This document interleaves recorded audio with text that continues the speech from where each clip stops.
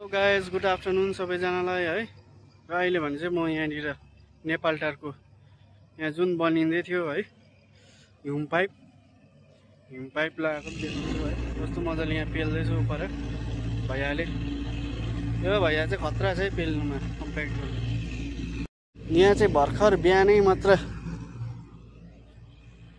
यो कम्प्याक्ट गरिसकेको है। यहाँ चाहिँ ह्युम पाइप लगाएको छ। यहाँ चाहिँ पुरा पानी जाम्ने हुन्छ नि त हो, त्यही भएर ह्युम पाइप मजाले लगाइदिएको छ हो। अब चाहिँ पानी जामिने टेन्सन भएन यहाँबाट चाहिँ हो।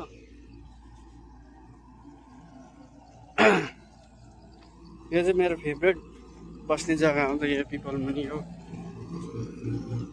यो मान्छेले चाहिँ दामी कम्प्याक्सन गर्दैछ। यो मान्छे राम्रो छ एकदम।